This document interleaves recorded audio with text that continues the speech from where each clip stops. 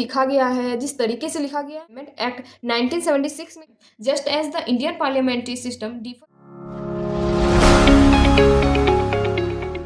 So hello everyone, welcome back to my YouTube channel. तो आज के इस वीडियो पर हम लोग salient features of the constitution के बारे में पढ़ने वाले हैं। आई नो स्टूडेंट कि आप लोग ये सोच रहे होंगे कि आज हम नोट्स से क्यों नहीं पढ़ा रहे हैं, क्योंकि ये जो चैप्टर है ना, इसमें बहुत ही ज़्यादा थ्योरेटिकल पार्ट है, और अगर हम अपना नोट्स में ज़्यादा थ्योरी पार्ट घुसा देंगे तो फिर पता चलेगा कि मेरा नोट्स तो ना एक मिनी चैप्टर बन के तैयार हो गया। और अगर हम थ्योरी पार्ट को हटा देंगे तो फिर नोट्स तो हमें समझ में ही नहीं आएगा क्या लिखा हुआ है और क्या नहीं लिखा हुआ है। इसीलिए सोचे कि हम ये जो चैप्टर है ना सेलियन फीचर्स वाला, ये हम बुक से ही पढ़ा देते हैं। और ट्रस्ट मी फ्रेंड्स कि हम इस तरीके से पढ़ाएंगे, इस ढंग से पढ़ाएंगे ना, कि आप लोगों को जरूर समझ में आएगा। तो चलिए फटाफट से हम लोग अपना जो चैप्टर है उसको स्टार्ट करते हैं, ज़्यादा देर ना करते हुए। और वीडियो अगर अच्छा लगे तो लाइक एंड सब्सक्राइब जरूर कर दीजिएगा।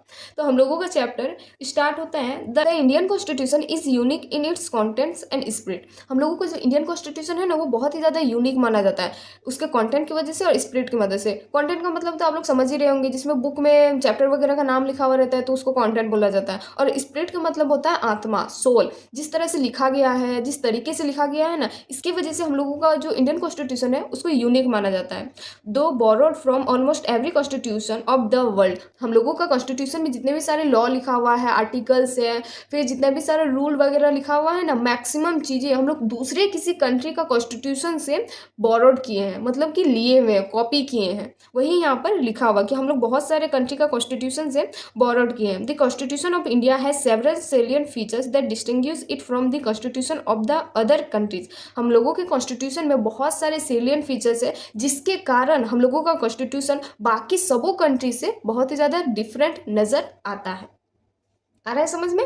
अब हम लोग आते हैं, it should be noted at the outset that a number of original features of the constitution as adopted in 1949। सबसे पहली बात तो कि जब हम लोग कॉन्स्टिट्यूशन बनाए थे तो सबसे पहले हम लोग कब अडॉप्ट किए थे, मतलब कब हम लोग अपना कॉन्स्टिट्यूशन को अपनाए थे? 1949 have undergone a substantial changes on account of several amendment। जैसे ही हम लोग अपना कॉन्स्टिट्यूशन को अपनाए ना, उसके बाद ना बहुत सारे कॉन्स्टिट्यूशन में बदलाव किए गए, अमेंडमेंट किए गए। जैसे कि यहाँ पर आप लोग देख रहे होंगे 7th amendment, 42nd amendment, 44 amendment, ऐसे कर करके बहुत सारे अमेंडमेंट किए गए। लेकिन उसमें से जो सबसे खास अमेंडमेंट था ना, वो 42nd अमेंडमेंट था, जैसे कि आप लोग यहाँ पर देख रहे होंगे। In fact the 42nd amendment act 1976 में किया गया था।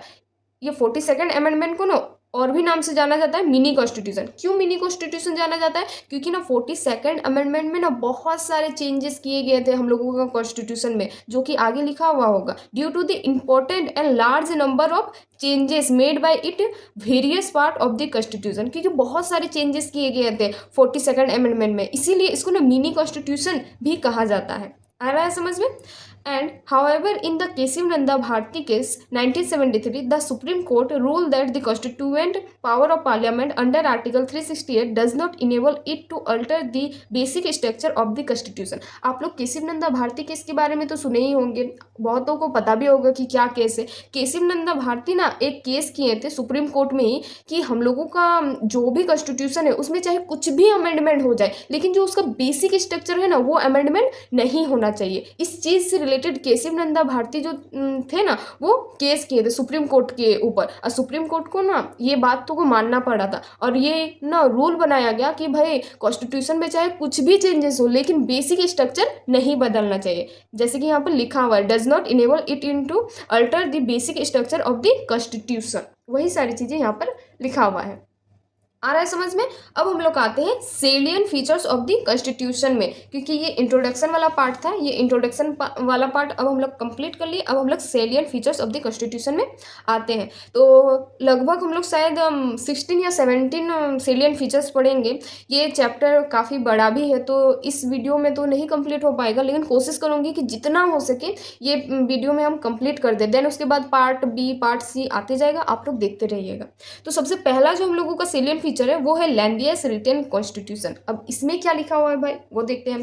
Constitution are classified into written. हम लोगों का कॉन्स्टिट्यूशन जो है ना, मतलब पूरा वर्ल्ड में जो भी कॉन्स्टिट्यूशन है वो ना दो पार्ट में डिवाइडेड है, एक रिटेन कॉन्स्टिट्यूशन, एक अनरिटेन कॉन्स्टिट्यूशन। यहाँ पर लिखा हुआ है constitution are classified into written, like American constitution. American constitution जो है ना, वो एक रिटेन कॉन्स्टिट्यूशन है, और वही अगर हम लोग देखें अनरिटेन कॉन्स्टिट्यूशन, तो उसमें ब्रिटिश कॉन्स्टिट्यूशन आता है। ऐसे बहुत सारे कंट्री है जिसका अनरिटेन है, किसी का रिटेन है। तो हम लोगों का इंडिया का कौन सा है रिटर्न, क्या रिटर्न रिटर्न है क्योंकि आगे तरफ लिखा है the constitution of India is the lengthiest of all the return constitution of the world. हम लोगों का जो इंडियन कॉन्स्टिट्यूशन है ना वो पूरा दुनिया में सबसे लेंथीएस्ट रिटर्न कॉन्स्टिट्यूशन है। It is a very comprehensive elaborate and detail document. हम लोगों का जो कॉन्स्टिट्यूशन है ना वो बहुत ही ज़्यादा कॉम्प्रीहेंसिव एलोबरेट और डिटेल डॉक्यूमेंट है। Originally 1949 the constitution contain a preamble. 1949 में हम लोगों का कॉन्स्टिट्यूशन में एक प्रियम्बल को मतलब डाला गया था, उससे पहले प्रियम्बल नहीं था। उस प्रियम्बल में 395 articles divided into 22 parts and 8 schedule थे। देखिए फ्रेंड्स यहाँ पर जो भी डाटा लिखा हुआ है ना, आर्टिकल्स कितने थे, कितने शेड्यूल्स थे, कितने पार्ट्स थे, ये सब ना डाटा चेंज होते रहता है क्योंकि बार बार अमेंडमेंट होते रहता है तो चेंज होते रहेगा। पता नहीं ये बुक कब प्रिंटेड हुआ है, अब उसके हिसाब से तो नहीं ना दिया गया है। जो बुक में लिखा हुआ वो तो हम पढ़ दे रहे हैं, लेकिन अगर आप लोगों को करंट डाटा चाहिए ना तो आप लोग एक थोड़ा गूगल का हेल्प ले लीजिएगा। तो यहाँ पर लिखा हुआ presently it consist of A preamble about 470 article divided into 25 parts and 12 schedules. The various amendment carried out since 1951. 1951 से हम लोगों का कॉन्स्टिट्यूशन में बहुत सारे अमेंडमेंट होते गए जिसमें बहुत सारे आर्टिकल्स भी डिलीट किए गए, बहुत सारे आर्टिकल्स ऐड भी किए गए, शेड्यूल भी ऐड किए गए जो कि यहाँ पर उनका डिटेल दिया गया है। No other constitution in the world has so many articles and schedule. दुनिया में इंडिया के अलावा और ऐसा कॉन्स्टिट्यूशन है ही नहीं जिसमें इतना सारा आर्टिकल्स और शेड्यूल ऐड किया गया हो। आप लोग सोच ही सकते हैं हम लोगों का कॉन्स्टिट्यूशन में कितना सारा आर्टिकल्स और शेड्यूल को ऐड किया गया है। और अगर आपको जानना है कि कहाँ आर्टिकल्स दिया हुआ है, कितना शेड्यूल को ऐड किया गया, कितना पार्ट को ऐड किया गया है, तो यहाँ पर टेबल का नाम दिया हुआ है 4.1, 4.2, 4.3। वहाँ पर जाके आप लोग देख सकते हैं कितना शेड्यूल, कितना आर्टिकल, कितना पार्ट्स में डिवाइड किया गया है। तो अब हम लोग आते हैं फैक्टर्स की तरफ। भाई फैक्टर्स क्या है, जैसे कि हम लोगों का कॉन्स्टिट्यूशन इतना ज़्यादा लेंदी क्यों बना, कुछ तो कारण होगा, क्या उसमें डाला गया सो इतना ज़्यादा लेंदी बन गया। वही सारी चीज़ें फैक्टर्स के बारे में हम लोग पढ़ेंगे कि भाई किस चीज़ के कारण हम लोगों का कॉन्स्टिट्यूशन इतना ज़्यादा लेंदी हो गया है। पहला है geographical factor, that is the vastness of the country and it's diversity. जाहिर सी बात है भाई हम लोगों का कंट्री कितना ज़्यादा वास्ट कंट्री है, कितना ज़्यादा डाइवर्सिटी है, और डाइवर्सिटी होने के कारण हम लोगों का कॉन्स्टिट्यूशन में तो लेंदीनेस आएगा ही ना, क्योंकि हर चीज़ के बारे में, हर प्रोविजन के बारे में हम लोगों को रूल वगैरह लिखना पड़ेगा। दूसरा में है historical factor, that is the influence of the government of India act of 1935 which was बल्कि। हम लोगों की जो गवर्नमेंट है ना वो इंडिया एक्ट ऑफ 1935 की और बहुत ही ज़्यादा इन्फ्लुएंस हुए, बहुत ही ज़्यादा आकर्षित हुए, और ये इंडिया एक्ट से करीबन 70% चीज़ें, आर्टिकल्स हो, लॉज हो, कोई भी रूल्स हो, कॉपी करके हम लोगों का इंडियन कॉन्स्टिट्यूशन में डाला गया है। क्यों डाला गया है भाई, क्योंकि इसमें जो भी सारे प्रोविज़न लिखा हुआ था ना बहुत ही ज़्यादा ज़रूरी था हम लोगों का कंट्री के लिए। इसलिए हम लोगों के जो गवर्नमेंट थे ना वो इस इंडियन एक्ट ऑफ 1935 से लगभग 70% चीज़ें कॉपी करके हम लोगों का कॉन्स्टिट्यूशन में डाले हैं। दैट्स वाई हम लोगों का जो कॉन्स्टिट्यूशन है थोड़ा ज़्यादा लेंदी हो गया है, बल्कि हो गया है। सी नंबर में है single constitution for both the centre and the state. मतलब कि हम लोगों का स्टेट में कोई भी अलग सा कॉन्स्टिट्यूशन नहीं है और ना ही सेंटर में कोई भी अलग सा कॉन्स्टिट्यूशन है। हम लोगों का ओनली एक ही कॉन्स्टिट्यूशन है जिससे स्टेट में भी हम लोगों का वही रूल रेगुलेशन लागू होता है, नियम कानून बनता है, और सेंटर में भी वही रूल रेगुलेशन के साथ कोई भी एक्शन लिया जाता है। और एक ही कॉन्स्टिट्यूशन होने के कारण जाहिर सी बात है भाई स्टेट में भी देखना पड़ेगा और सेंट्रल में भी देखना पड़ेगा। इसी कारण है जो हम लोगों का कॉन्स्टिट्यूशन थोड़ा ज़्यादा लेंदी हो गया है। डी नंबर में dominance of legal luminaries in the constituent assembly. मतलब कि जो हम लोगों का कॉन्स्टिट्यूएंट असेंबली है ना उसमें ज़्यादातर people majority of the lawyers थे। मेजोरिटी ऑफ द लॉयर्स होने के कारण ना अब हम लोगों का कॉन्स्टिट्यूशन में कोई भी चीज़ को ना इन डिटेल तरीके से लिखा गया है ताकि आगे चलकर कंट्रोवर्सी ना हो, और इन डिटेल तरीके से लिखा गया है तो अब हम लोगों का कॉन्स्टिट्यूशन ज़्यादा बल्कि हो गया है, ज़्यादा लेंदी हो गया है। तो यही सारे जो 4 रीज़न है इसी कारण से हम लोगों का जो कॉन्स्टिट्यूशन है ज़्यादा लेंदी हो गया है। पहला है डाइवर्सिटी, दूसरा है इंडिया एक्ट ऑफ 1935 के कारण, तीसरा है सिंगल कॉन्स्टिट्यूशन है, और फोर्थ है dominance of majority of the lawyers. आया समझ में। अब हम लोग आते हैं कॉन्स्टिट्यूएंट नहीं The Constitution contain not only the fundamental principle of governance but also detailed administrative provision। हम लोगों का कॉन्स्टिट्यूशन सिर्फ प्रिंसिपल ऑफ गवर्नेंस ही नहीं, साथ ही साथ एडमिनिस्ट्रेटिव प्रोविजन भी कंटेन करता है। मतलब कि गवर्नेंस किस तरह से काम करेगी, क्या करेगी, वही सिर्फ नहीं, साथ ही साथ एडमिनिस्ट्रेटिव जो लोग होते हैं ना, उन लोगों के लिए भी नियम कानून कॉन्स्टिट्यूशन में दिया गया है। Further, those matter which is other modern democratic country have been left to the ordinary legislation or stabilized political convention have also been included in the constitutional document itself in India।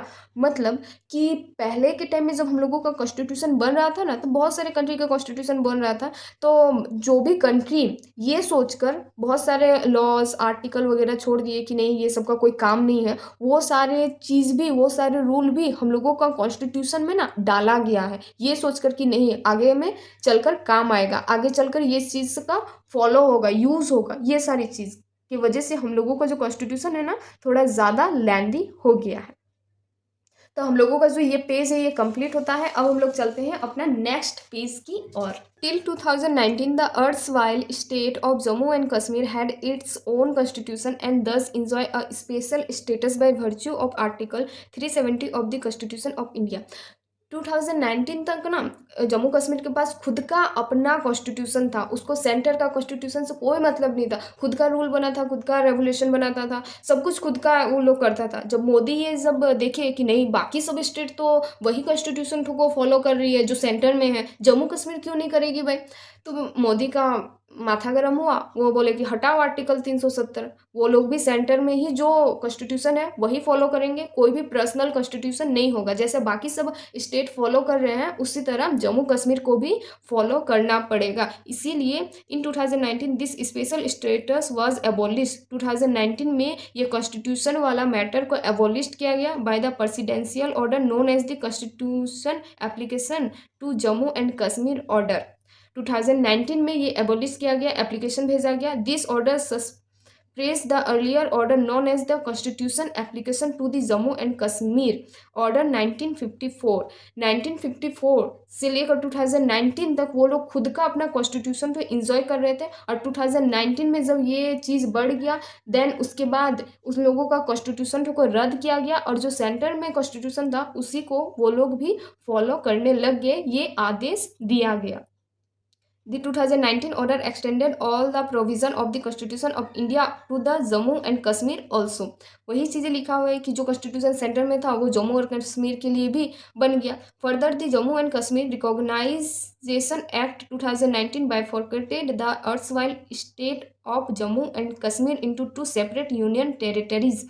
Jammu Kashmir पहले state था, लेकिन 2019 के बाद उन लोगों को ना दो पार्ट में यूनियन टेरिटरीज में बांट दिया गया। एक का नाम दिया गया जम्मू एंड कश्मीर और दूसरा का नाम दिया गया लद्दाख। आया बात समझ में?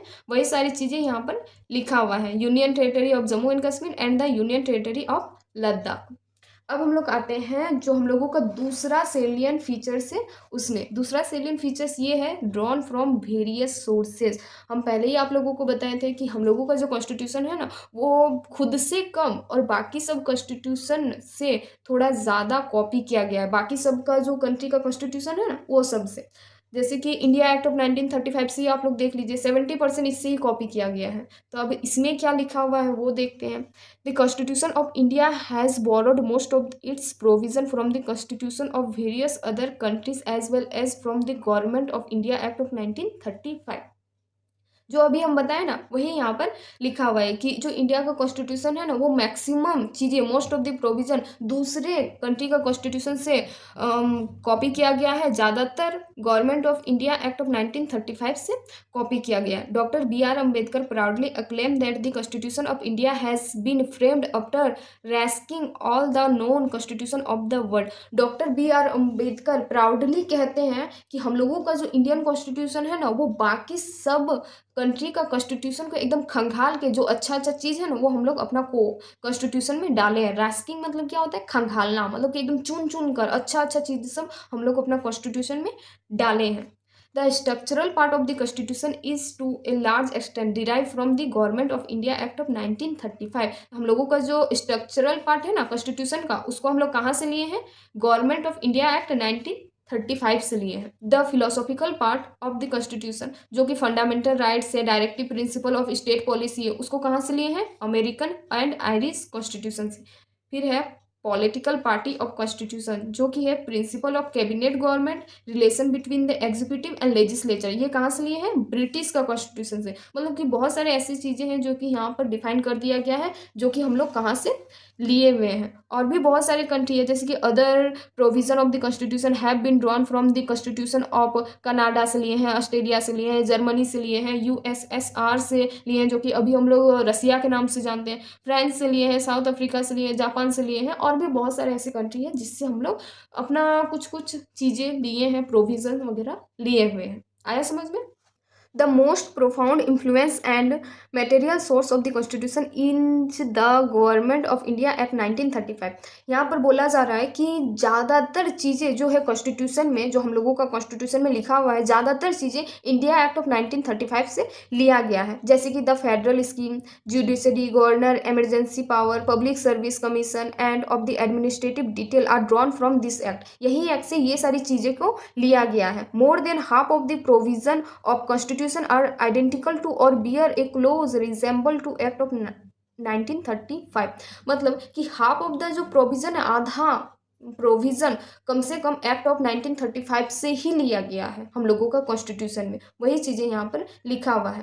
The features provision of the constitution that have been borrowed from various sources are mention. जो भी फीचर्स प्रोविजन वगैरह हम लोग को लिए हुए हैं, अगर आप लोगों को देखना है कि कहाँ से लिए हैं, कितना लिए हैं, वो टेबल 4.4 में दिया गया है, आप लोग जाकर देख सकते हैं। अब हम लोग आते हैं तीसरा सेलियन फीचर्स, जो कि है blend of rigidity and flexibility. हम लोगों का कॉन्स्टिट्यूशन को ना दो पार्ट में डिवाइड किया जाता है। आप लोगों को पता होगा रिगिडिटी एंड फ्लेक्सिबिलिटी। रिगिडिटी मतलब क्या होता है? वैसा कॉन्स्टिट्यूशन जो कि हम लोग आसानी से नहीं बदल पाएंगे, अमेंडमेंट नहीं कर पाएंगे, बहुत ही जटिल प्रोसेस है, ना के बराबर अमेंडमेंट होता है। और फ्लेक्सिबिलिटी मतलब क्या होता है?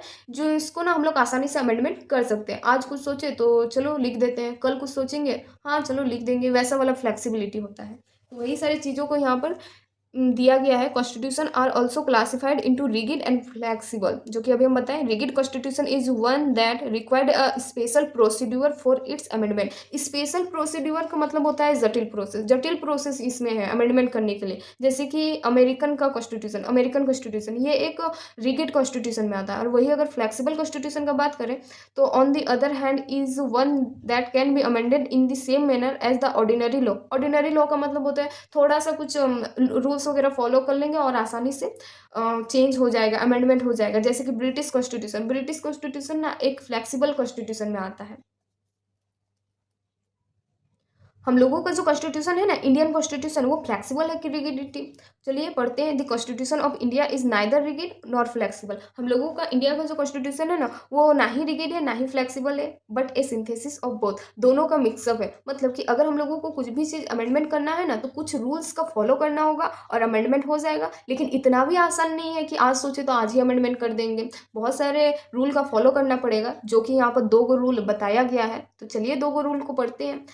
पहला है some provision can be amended by the special majority of the parliament, that is 2/3 majority of the member in each house present and voting and a majority of the total membership of each house। मतलब कि अगर हम लोगों को कोई भी amendment करना है तो हम लोगों को 2/3 मेजोरिटी ऑफ द पीपुल का रजामंदी चाहिए। जितना भी लोअर हाउस है, मतलब कि लोकसभा में है, राज्यसभा में है, कम से कम 2/3 हम लोगों को मेजोरिटी ऑफ द पीपल्स का रजामंदी चाहिए कि हाँ भाई तुम अमेंडमेंट करो, इस चीज़ से हम राजी हैं। दूसरा है some other provision can be amended by a special majority of the parliament and with the ratification by half of the total state. इसमें ये बताया गया है कि इसमें मेजोरिटी ऑफ द पार्लियामेंट तो चाहिए ही चाहिए, लेकिन साथ ही साथ हाफ ऑफ द स्टेट का भी रजामंदी होना चाहिए। हाफ ऑफ द स्टेट का भी रजामंदी होना चाहिए। इसका मतलब क्या है? मतलब कि इंडिया में जितने भी सारे स्टेट है ना, कम से कम आधा स्टेट का ये रजामंदी होना चाहिए कि भाई ये कॉन्स्टिट्यूशन में हम ये अमेंडमेंट कर रहे हैं तो ये ठीक है। तो उस तरह का अगर रजामंदी है तभी जाकर अमेंडमेंट हो पाएगा। और अमेंडमेंट करने का आर्टिकल्स, कौन आर्टिकल हम लोगों को प्रोवाइड करता है कि हाँ अमेंडमेंट करो, तो 368 प्रोवाइड करता है हम लोगों को अमेंडमेंट करने के लिए। ये लाइन तो मेरे से छूट गया था, अभी हम पढ़ दे रहे। Article 368 provide for 2 types of amendment. 368 हम लोगों को ये बताता है कि आप 2 तरह का अमेंडमेंट कर सकते हैं, जो कि हम आप लोगों को दोनों बता दिए। एक में चाहे 2/3 मेजोरिटी चाहिए और दूसरा में चाहे 2/3 मेजोरिटी तो चाहिए, लेकिन साथ ही साथ आधा स्टेट का रजामंदी भी चाहिए कि भाई ये प्रोविज़न या फिर ये रूल को आप लोग अमेंड कर सकते हैं। उसके बाद है at the same time some provision of constitution can be amended by a simple majority of the parliament in the manner ordinary legislative process not able these amendment do not come under article 68। मतलब कि कुछ ऐसे छोटे मोटे amendment होते हैं जो कि हम लोग सिंपल मेजोरिटी से भी अमेंडमेंट कर सकते हैं, और वो आर्टिकल 368 के अंदर नहीं आता है। अगर आता तो यहाँ पर हम लोगों को और एक पॉइंट पढ़ना पड़ता, नहीं आता है इसीलिए हम लोगों को 2 ही पॉइंट पढ़ना पड़ा है। आया समझ में?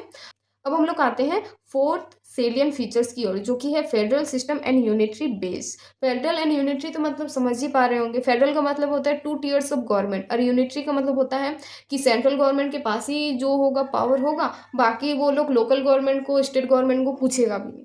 आगे समझ में? अब कुछ इसमें डिटेल तरीके से बताया गया तो उसको भी पढ़ना पड़ेगा भाई। तो चलिए पढ़ते हैं। The constitution of India stabilize a federal system of government. हम लोगों का इंडिया में फेडरल सिस्टम ऑफ गवर्नमेंट देखा जाता है। It contain all the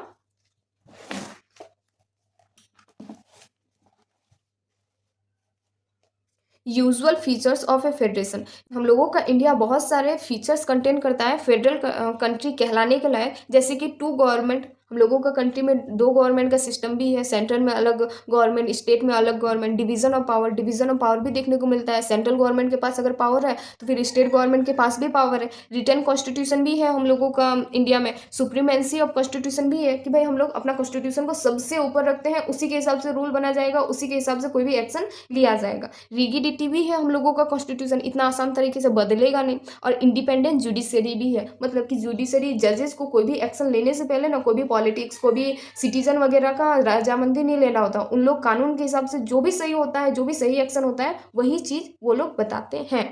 end bicameralism भी देखने को मिलता है। बाइकैमरलिज्म मतलब क्या होता है? लोकसभा एंड राज्यसभा, और हम लोगों का इंडिया में वो है। However, the Indian Constitution also contain many unitary और नॉन फेडरल फीचर्स। हम लोगों का कंट्री जो है ना, सिर्फ ये नहीं बोल सकते कि फेडरल ही है, साथ ही साथ यूनिटरी भी है। दोनों का सिंथेसिस है, मतलब कि दोनों का मिक्सअप है। तो यूनिटरी होने का भी कुछ फीचर्स हम लोगों का इंडिया में है, जैसे कि ए स्ट्रॉन्ग सेंटर। हम लोगों का जो सेंटर में जो भी रहेंगे वो एक स्ट्रॉन्ग सेंटर है। सिंगल कॉन्स्टिट्यूशन है, स्टेट के लिए भी वही कॉन्स्टिट्यूशन और सेंटर के लिए भी वही कॉन्स्टिट्यूशन। सिंगल सिटीजनशिप है, स्टेट के लिए भी कोई अलग सिटीजनशिप नहीं है कि भाई तुम वो स्टेट के हो, तुम दूसरा स्टेट के हो। हम लोगों को अगर कहीं बाहर भी जाना होता है ना, तो हम लोग यही बोलते हैं कि भाई हम लोग इंडियंस है। अगर हम लोग यूरोप भी चल गए ना, तो हम लोग ये बोलेंगे कि हम लोग इंडियंस है, ना कि हम लोग ये बोलेंगे कि हम एमपी के हैं, हम यूपी के हैं। वो सारी चीज़ें नहीं, हम लोगों के यहाँ पर सिंगल सिटीजनशिप है। Flexibility of constitution. हम लोगों का कॉन्स्टिट्यूशन में फ्लैक्सिबिलिटी भी है। इतना जटिल प्रोसेस नहीं है कि एकदम बदला ही नहीं, बदला जा सकता है, कुछ प्रोसेस का फॉलो करके हम लोग बदल सकते हैं। इंटीग्रिटी जुडिशरी का मतलब क्या होता है कि हम लोगों का कंट्री में कोई एक ही टॉप में सुप्रीम जुडिशरी रहेगा। जैसे कि सुप्रीम कोर्ट हम लोगों का है, इंडिया में एक ही सुप्रीम कोर्ट है, बाकी स्टेट में हाई कोर्ट वगैरह छोटा मोटा कोर्ट है, लेकिन सुप्रीम सबसे टॉप में कौन है? सुप्रीम कोर्ट, जो कि एक ही है, उसी को बोलते हैं integrity judiciary. Appointment of state government by the centre, फिर है all India service, emergency provision and so on, और भी बहुत सारी चीज़ें हैं जो कि यहाँ पर दिया गया नहीं है। Moreover, the term federation has nowhere been used in the Constitution Article 1. On the other hand, describe India as a union of state. बहुत सारे ऐसे फेडरेशन के यूज़ कॉन्स्टिट्यूशन में दिखाया गया है, बताया गया है। आर्टिकल 1 में आप लोगों को डिस्क्राइब किया गया है union of the state, which implies 2 thing. 2 things हम लोगों को बताता है, जो कि 1, Indian federation is not the result of an arrangement by the state. देखिए, हम लोगों का इंडिया फेडरल ज़रूर है, लेकिन इसका मतलब ये नहीं है कि वो स्टेट को कोई वैल्यू ही नहीं देता है। एक स्टेट का खुद का भाषा है, खुद का सीएम एक स्टेट को चला रहा है, इसका मतलब ये नहीं है कि सेंटर उसमें ध्यान नहीं देगी, वो स्टेट अलग हो गया है। वो इंडिया का ही पार्ट है, सिर्फ़ अलग-अलग डिवीज़न में बाँट दिया गया है कि भाई तुम ये स्टेट हो, तुम ये स्टेट हो। ये अरेंजमेंट ऑफ स्टेट नहीं हुआ है, सिर्फ़ पावर को डिवाइड किया जाता है। And 2, no state has right to succeed from the federation. मतलब कि कोई भी स्टेट सेंट्रल गवर्नमेंट से ये नहीं बोल सकती कि भाई हमको इंडिया से अलग होना है या फिर इंडिया को हमको छोड़ना है, ये उसके पास हक नहीं है। इंडिया एक ही कंट्री है, उससे ही बाद में अलग अलग स्टेट बना है, ना कि स्टेट जोड़ के कोई इंडिया बना है। तो स्टेट अपने मर्जी से अलग नहीं हो सकते और ये बोल भी नहीं सकते कि भाई हमको अलग होना है। Hence, the Indian Constitution have been variously described as federal in form of but unitary in spirit। बहुत सारे ऐसे पॉलिटिकल साइंटिस्ट हैं जो कि इंडिया का फेडरलिज्म को अलग अलग तरीके से नाम से बुलाते हैं, जैसे कि केसी वियर इंडियन फेडरल को क्वासी फेडरल के नाम से बुलाते हैं। फिर मोरिस जॉन इंडियन फेडरल को ब्रैंगिंग फेडरलिज्म कह के बुलाते हैं। ग्रेविल ऑस्टिन कोऑपरेटिव फेडरलिज्म बोलते हैं और आइवर्जेन फेडरेशन विथ सेंट्रलाइजिंग टेंडेंसी के नाम से बुलाते हैं। एंड बहुत सारे और भी हैं, जैसे कि यहाँ पर नहीं दिया गया है लेकिन लास्ट में शो ऑन लगा हुआ है, मतलब कि और भी बहुत सारे हैं जो कि यहाँ पर नहीं दिया गया है।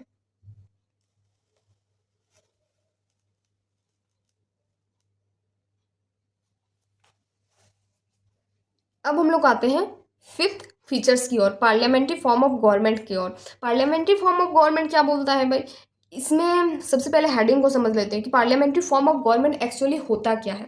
The executive is responsible to the legislature for its policy and act.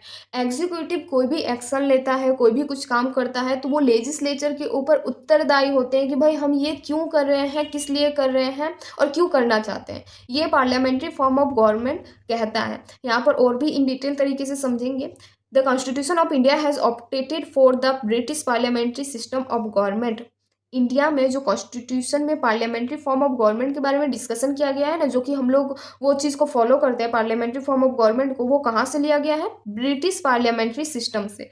और अमेरिकन जो प्रेसिडेंशियल सिस्टम है ना, वो चीज़ को हम लोग फॉलो नहीं करते हैं। प्रेसिडेंशियल सिस्टम अमेरिका में फॉलो किया जाता है, लेकिन हम लोग ब्रिटिश का जो पार्लियामेंट्री फॉर्म ऑफ गवर्नमेंट है ना, उस चीज़ को हम लोग फॉलो करते हैं, उस चीज़ को हम लोग अपना कॉन्स्टिट्यूशन में डाले भी हैं। Based on the principle of cooperation and coordination between the legislative and executive organ. जो अभी हम बताएं ना कि एग्जीक्यूटिव कोई भी एक्शन लेता है, कोई भी कुछ करता है, तो लेजिस्लेचर उसके लिए उत्तरदायी होते हैं। उसको कहना पड़ेगा कि भाई हम क्यों कर रहे हैं, किस लिए कर रहे हैं, क्यों करना चाहते हैं, ये सारी चीज़ें।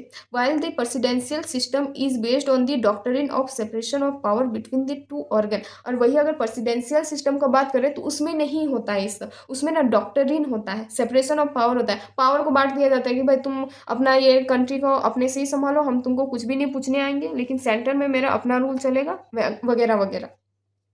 The parliamentary system is also known as Westminster. Parliamentary system को और भी सारे बहुत सारे नाम से जाना जाता है, जैसे Westminster, model of government के नाम से जाना जाता है, रिस्पॉन्सिबल गवर्नमेंट के नाम से जाना जाता है, कैबिनेट गवर्नमेंट के नाम से जाना जाता है। और the constitution stabilize the parliament system not only at the centre but also in the state. हम लोगों का इंडिया में जो पार्लियामेंट्री सिस्टम है ना, वो सिर्फ सेंटर में ही नहीं, साथ ही साथ स्टेट में भी पार्लियामेंट्री फॉर्म ऑफ गवर्नमेंट को फॉलो किया जाता है। अब पार्लियामेंट्री फॉर्म ऑफ गवर्नमेंट हम लोग जब फॉलो कर रहे हैं तो उसका कुछ फीचर्स भी होना चाहिए, हम लोगों को लगना चाहिए कि भाई क्यों ऐसा पार्लियामेंट्री फॉर्म ऑफ गवर्नमेंट हम लोगों को देखने को मिल रहा है, किस वजह से देखने को मिल रहा है। तो उसका जो फीचर्स है ना, वो यहाँ पर दिया हुआ है, जो कि वन बाय वन हम लोग समझेंगे। सबसे पहला जो फीचर्स है वो है presence of nominal and real executive. Nominal मतलब होता है प्रेसिडेंट एंड रियल एग्जीक्यूटिव मतलब होता है PM. Presence of president and prime minister हम लोगों को ये बताता है कि भाई हम लोगों का कंट्री में पार्लियामेंट्री फॉर्म ऑफ गवर्नमेंट है। जैसे कि इंडिया में हम लोगों को प्रेसिडेंट भी देखने को मिल रहा है और प्राइम मिनिस्टर भी देखने को मिल रहा है। दूसरा में है majority party rule. Majority party rule भी आप लोग देखे होंगे, सुने होंगे कि भाई हम लोगों को कोई भी सरकार बनाना है ना, तो हम लोगों को 271 वोट कोई भी सरकार लाएगी तभी वो अपना सरकार बना पाएगी, या फिर 271 से ज़्यादा अगर कोई भी वोट ला रही है तो वो सरकार बना पाएगी, या फिर 271 से कम ला रही है तो फिर गठबंधन का सरकार बनेगा। तो यहाँ पर वही चीज़ बता रहा है मेजोरिटी पार्टी रूल। जो सरकार मेजोरिटी में रहेगा उसी पार्टी का सरकार बनेगा। तो वही चीज़ यहाँ पर बता रहा है, मेजोरिटी पार्टी रूल होना चाहिए। तो ये भी एक फीचर है पार्लियामेंट्री गवर्नमेंट का। तीसरा में है collective responsibility of the executive to the legislature. Executive जो होंगे ना वो लेजिस्लेचर पर कलेक्टिवली रिस्पॉन्सिबल होंगे कि अगर एग्जीक्यूटिव कोई भी एक्शन ले रहे हैं, कोई भी कुछ काम कर रही है ना, तो वो लेजिस्लेचर के ऊपर उत्तरदायी होंगे कि भाई हम ऐसा क्यों कर रहे हैं, किस लिए कर रहे हैं और क्यों करना चाहते हैं।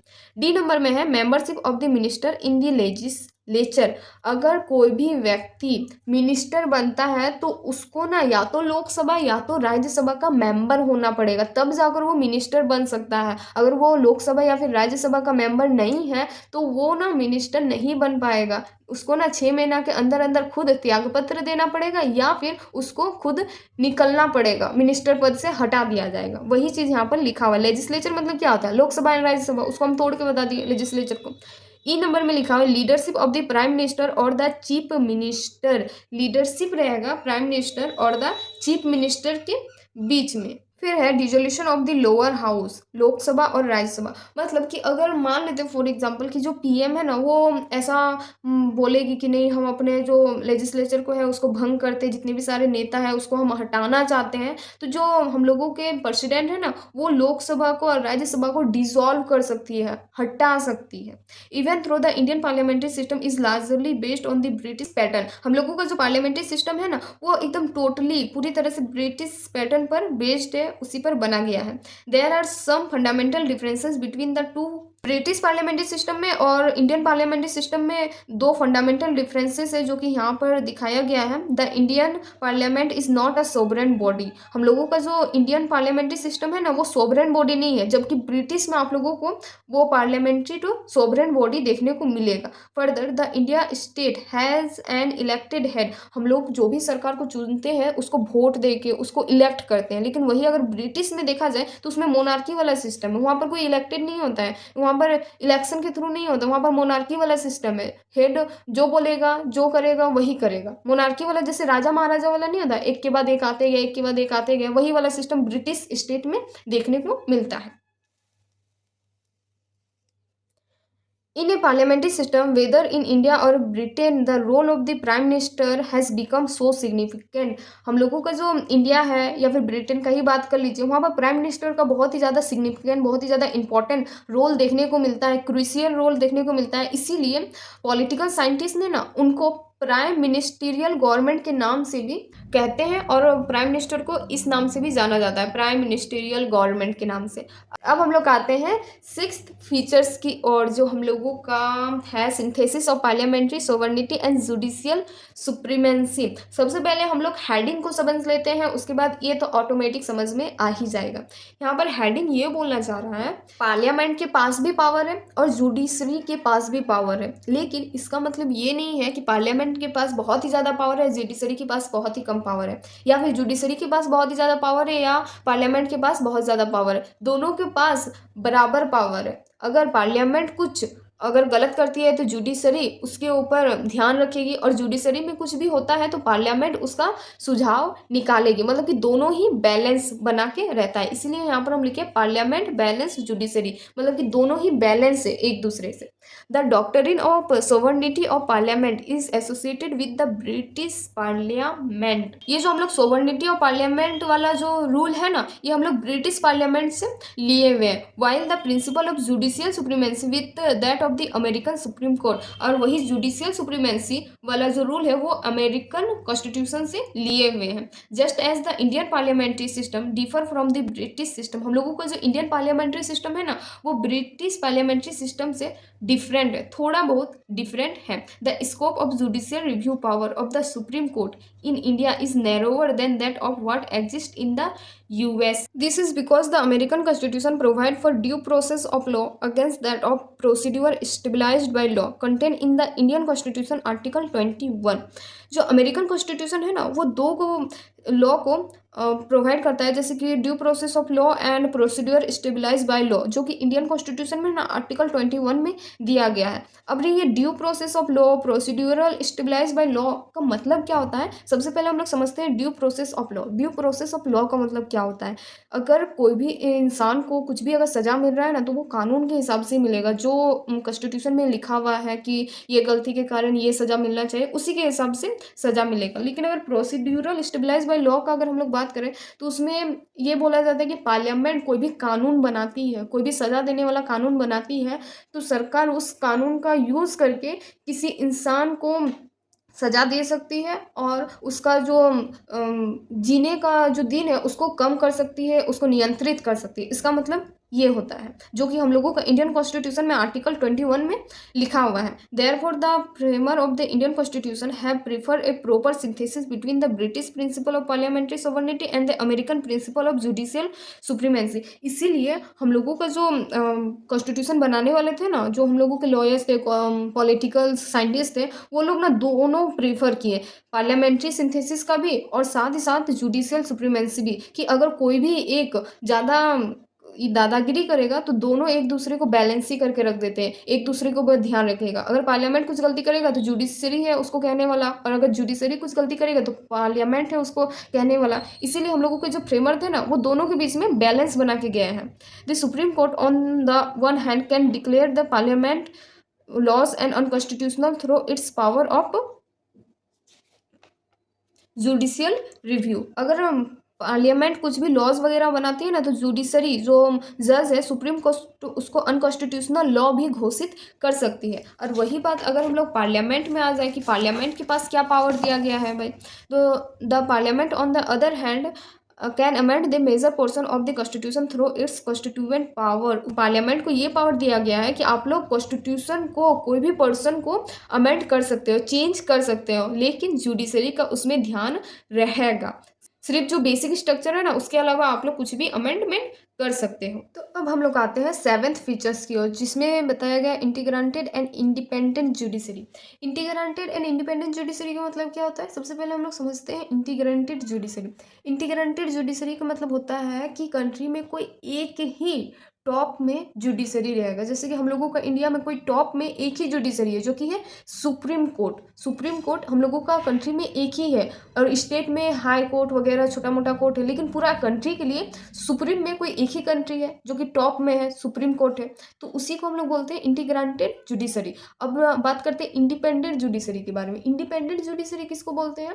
जो कोई भी एक्शन लेने से पहले, कुछ भी निर्णय सुनाने से पहले किसी पॉलिटिक्स से, किसी सरकार से, किसी सिटीजन से रजामंदी नहीं लेना पड़ता है, पूछना नहीं पड़ता है कि भाई ये हम करें या फिर नहीं करें। ये चीज़ें वो लोग अपने कानून के हिसाब से जो भी चीज़ सही है वही बोलते हैं, उसी चीज़ को बोला जाता है इंडिपेंडेंट जुडिशरी। अब इसमें जो चीज़ लिखा हुआ है वो चीज़ को हम लोग पढ़ते हैं, क्योंकि हेडिंग तो समझ लिए, अब जो चीज़ लिखा हुआ है इन डिटेल तरीके से वो चीज़ को हम लोग पढ़ते हैं।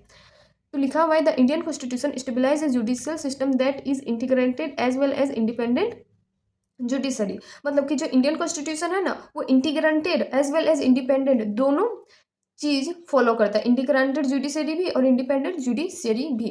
The supreme court stand at the top of the integrated judiciary system in the country. Supreme court जो होता है ना, वो टॉप में रहता है इंटीग्रेटेड जुडिशरी सिस्टम में, कोई भी कंट्री में। Below it there are high court at the state level, और उसके नीचे high court, state level courts सब आते हैं। Under a high court there is a hierarchy of subordinate court that is district court and other lower court. High court के under में उसके बाद बहुत सारे छोटे मोटे कोर्ट उसके अंदर में आते हैं, जैसे कि डिस्ट्रिक्ट कोर्ट हो गया, फिर और भी अदर जो लोअर कोर्ट हो गया, छोटे मोटे कोर्ट्स जो होते हैं ना, वो हाई कोर्ट के अंडर में आते हैं। The single system of court enforce both the central law as well as the state laws.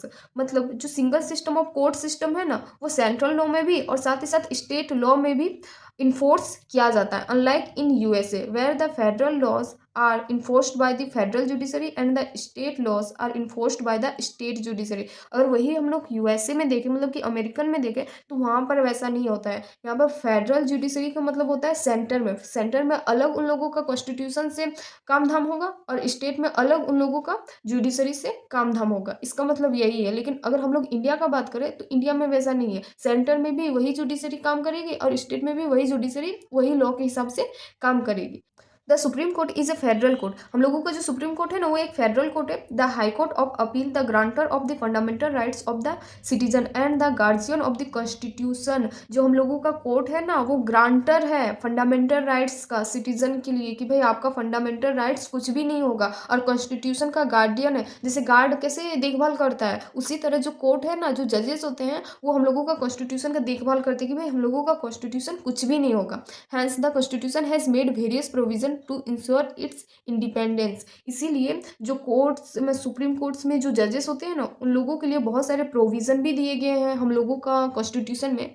जैसे कि security of tenure, security of tenure का सर्विस दिया गया है ऑफ द जजेस के लिए। फिक्स सर्विस कंडीशन, मतलब कि जितना दिन आप जज बनेंगे उतना दिन का आपका फिक्स सर्विस रहेगा, कोई आपको हटा नहीं सकता है, ये नहीं कर सकता है जब तक आप रिटायर नहीं हो जाते तब तक। फॉर द जज all the expenses of the supreme court charge on the consolidated fund of India, और इंडियन फंड के द्वारा उन लोगों का कंसोलिडेट फंड दिया जाता है। Prohibition on discussion on the conduct of जजेस in the legislature, ban on practice after retirement, और रिटायरमेंट तक कोई भी बैन प्रैक्टिस वगैरह नहीं किया जाता है। Power to punish for its contempt vested in the supreme court, उसके लिए वो पनिश भी करते हैं। Separation of the judiciary from the executive, जो सुप्रीम कोर्ट होते हैं ना, जो एग्जीक्यूटिव होते हैं ना, वो लोग अलग अलग रहते हैं, सेपरेशन होते हैं। इसीलिए एग्जीक्यूटिव सुप्रीम कोर्ट के ऊपर कोई भी नियम लागू नहीं कर सकती। एंड बहुत सारे और भी सारे प्रोविजन है जो कि यहाँ पर नहीं दिया हुआ है। यहाँ पर जितने भी सारे दिया हुआ था वो हम बता चुके हैं। अब हम लोगों का आता है 8 फीचर जो कि है फंडामेंटल राइट्स। इसका एक पूरा आपको ना चैप्टर ही मिलेगा आगे चलकर। वो चैप्टर को जब पढ़ेंगे ना तो फिर और भी सारी चीज़ें एकदम क्रिस्टल क्लियर होते जाएंगे। फिलहाल अभी इस चैप्टर में ये टॉपिक दिया हुआ है तो फिर ये टॉपिक तो पढ़ना ही पड़ेगा ना। तो चलिए देखते हैं हम लोगों का फंडामेंटल राइट्स क्या क्या है। तो पहला है हम लोगों का फंडामेंटल राइट्स, हम लोगों का कॉन्स्टिट्यूशन में 6 फंडामेंटल राइट्स दिया हुआ है सिटीजन के लिए। तो यहाँ पर 6 फंडामेंटल राइट्स दिया हुआ है, तो उसको एक एक करके हम लोग देखते हैं। पहला में है right to equality, article 14 to 18 में दिया हुआ है। Right to freedom, article 19 to 22 में दिया हुआ है। फिर सी में है राइट अगेंस्ट एक्सप्लॉयटेशन, जो कि आर्टिकल 23 टू 24 में दिया हुआ है। और डी नंबर में है right to freedom of religion, article 25 to 28 में दिया हुआ है। और ई नंबर में है cultural and educational rights, article 29 to 30 में दिया हुआ है। और last right to constitutional remedies, जो कि आर्टिकल 32 में दिया हुआ है। अब इसके बारे में क्या दिया हुआ है वो देखते हैं। Originally the constitution provide for 7 fundamental rights. हम लोगों का कॉन्स्टिट्यूशन में ना टोटल 7 गो फंडामेंटल राइट्स था, लेकिन however the right to property article 31 was deleted from the list of fundamental rights by the 44 amendment act of 1978। 44 amendment act के द्वारा हम लोगों का जो 7th फंडामेंटल राइट्स था ना उसको डिलीट कर दिया गया था। और 7th फंडामेंटल राइट कौन था? राइट टू प्रॉपर्टी, जो कि आर्टिकल 31 में दिया हुआ था। It is made a legal right under article 30A in part 12 of the constitution. ये एक लीगल राइट की तरह अभी भी कॉन्स्टिट्यूशन में दिया हुआ है, जो कि 30A पार्ट 12 में रखा गया है ये प्रॉपर्टी को, राइट टू प्रॉपर्टी को। The fundamental rights are mean for promoting the idea of political democracy. Fundamental rights का मतलब होता है ना कि पॉलिटिकल डेमोक्रेसी का जो विचार है उसको बढ़ावा देना। They operate as limitation on the tyranny of the executive and arbitrary law of the legislature. ये फंडामेंटल राइट्स हम सिटीजन्स का ना ये फंडामेंटल राइट्स हम सिटीजन्स का ना एक तरह से देखभाल करता है अत्याचार करने से। अगर फंडामेंटल राइट्स नहीं रहेगा ना तो हम सिटीजन्स के ऊपर बहुत ही ज़्यादा अत्याचार होगा, दुर्व्यवहार होगा। और यही दुर्व्यवहार अत्याचार से बचने के लिए ये फंडामेंटल राइट्स हम लोगों का बहुत ही ज़्यादा हेल्प करता है। They are justiciable in nature, ये जस्टिसेबल होता है नेचर में। That is they are enforceable by the court for their violation, इसलिए कोर्ट में ये इन्फोर्स किया जाता है इन लोगों का वायलेशन में, फंडामेंटल का वायलेशन में।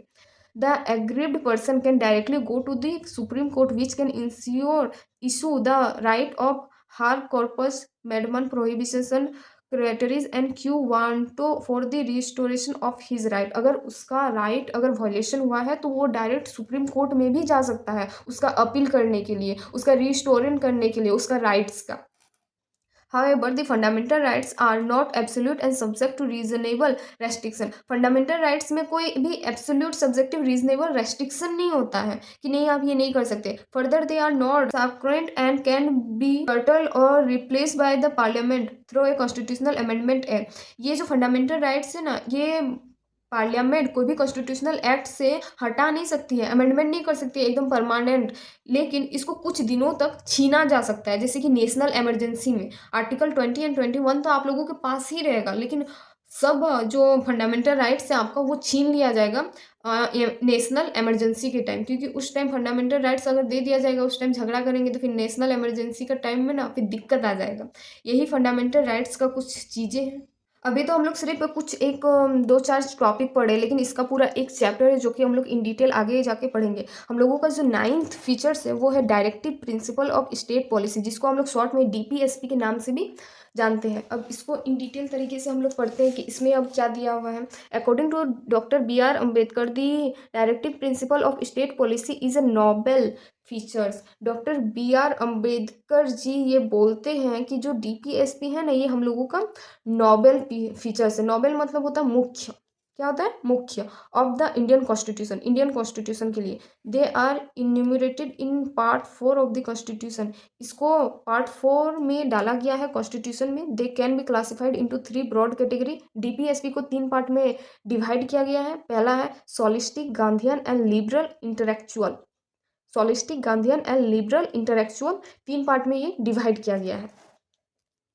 फिर बोलता है the directive principle are mean for promoting the ideal of social and economic democracy. हम लोगों को जो डायरेक्टिव प्रिंसिपल है ना, इसका मतलब होता है जो सोशल और इकोनॉमिक डेमोक्रेसी है ना, उसको बढ़ावा देना। They seek to stabilise a welfare state in India. India को एक वेलफेयर स्टेट बनाने के लिए, however unlike the fundamental right, the directive are non-justiciable in nature, that is they are not enforceable by the court for their violation। Fundamental right अगर आपका violet हो रहा है ना, तो आप लोग जा सकते हैं सुप्रीम कोर्ट में, लेकिन अगर डीपीएसपी में कुछ भी कटौती आ रही है तो उसके लिए जो कोर्ट है वो उस पर आप इन्फोर्स नहीं कर सकते। डीपीएसपी के लिए ना आप लोगों का जो स्टेट है, स्टेट गवर्नमेंट, वही आप लोगों को इन्फोर्स करता है। यहाँ पर आगे में आप लोग देखेंगे पढ़ेंगे। Yet the constitution itself declare that these principle are fundamental in the governance. देखिए गवर्नेंस ही आप लोगों को खुद इन्फोर्स करती है ये ड्यूटीज़ को अपनाने के लिए of the country, and it shall be the duty of the state to apply this principal.